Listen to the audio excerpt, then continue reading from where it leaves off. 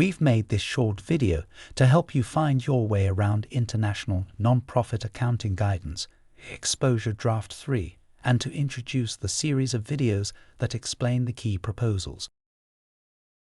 This is your chance to shape the future of financial reporting by non-profit organizations around the world. We welcome contributions from all those that prepare or audit, use or have an interest in NPO financial reports. Exposure Draft 3 is the final part of INPAG to be published. An exposure draft, or ED, is a draft of the text shared for public comment. Your feedback will influence the final guidance, which is expected in mid-2025. ED1 was published in November 2022. It covers topics that frame the content of INPAG, such as describing what a non-profit organization is. ED2 was published in September 2023 and deals with accounting issues, like when to show grant income.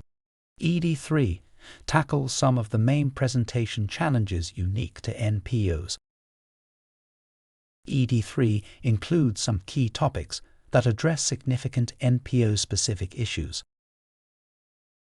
First of all, there's a new section about fund accounting. When an NPO has more than one fund, it can track the purpose and use of resources. The guidance explains the different types of funds and whether a fund is shown as having restrictions or not. Secondly, the classification of expenses so that NPOs can show how resources have been used. This is relevant because comparability is important, yet NPOs are so different from each other. The guidance also covers the principles for cost allocation, which is necessary for functional analysis, for example support costs. The third topic is fundraising costs. These are the costs involved in raising the money that non-profits need to operate. INPAG has a broad definition that encompasses winning grants and generating donations, commercial and trading activities, and investment management. INPAG also includes guidance on the provision of supplementary information. Alongside INPAG itself, we are publishing a practice guide for the optional preparation of supplementary statements. These are reports that accompany the general purpose financial statements. The practice guide includes a standard format that can be used to report on specified activities, such as a particular grant-funded project. Whenever an NPO presents one or more supplementary statements, there is a requirement to provide supplementary information within the general purpose financial statements themselves. Creates an auditable link between the whole of entity information and the subset of activities in the supplementary statements. In addition to those key areas, there are 13 other topics where it's been necessary to make editorial changes for consistency with other sections. These are fair value measurement, investment in associates, joint arrangements, investment property, property plant and equipment, intangibles, business combinations, leases, liabilities and equity claims, impairment of assets, related party disclosures and specialized activities. ED3 also includes important guidance about the transition to INPAG.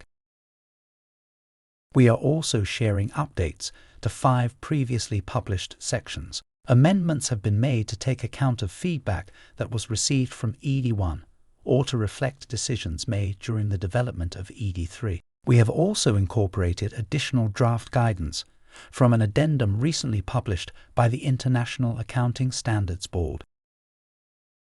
In summary, this means that there are 16 sections of INPAG being exposed for the first time. This is in addition to the 23 sections already published in earlier exposure drafts. We are also sharing Practice Guide 1 on supplementary statements.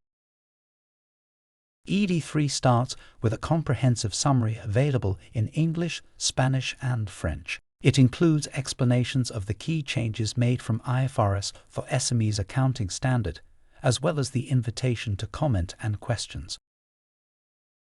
INPAG is made up of the following volumes, each with their respective paragraph reference numbers: the authoritative guidance, including application guidance, the basis for conclusions, and the implementation guidance with illustrative examples. INPAG has been developed with input from our technical and practitioner advisory groups, including standard setters from all continents. This is vital to develop internationally applicable guidance in the absence of accounting standards that meet the unique needs of NPOs. A number of institutional donors, including USAID and the World Bank, sit on the donor reference group. This is important as donors often fill the gap in international standards, each in their own way. The current situation is not conducive to building sustainable and equitable access to resources. INPAG will transform the sector. It will enable NPOs in more countries to demonstrate their capacity and attract funds from a variety of sources, while enhancing the provision of useful information to a range of stakeholders. It will improve the quality and consistency of financial reports, reduce inefficient duplication of effort, and simplify audit assurance. Ultimately, it will build trust and accountability between NPOs and all their stakeholders. That's why your feedback really matters. You're welcome to share your views on any aspect of ED3, but we have set out specific questions for your feedback. These are called Specific Matters for Comment, or SMCs. There are 38 questions under 11 headings. You don't need to answer everything. Focus on what is most relevant to you. A series of 5 explainer videos has been developed to outline the main proposals contained in ED3. These videos are available in English, Spanish, and French. We encourage you to view them and attend available outreach events before providing your feedback. The perspective of people working in the sector is essential to making sure the guidance is relevant, user-friendly, credible, and fit for purpose so that it can be widely adopted. To respond, visit www.ifrfornpo.org/haveyoursay. Download a template response document and upload your completed response or comment letter. Responses must be in English. The deadline is the 16th of September 2024.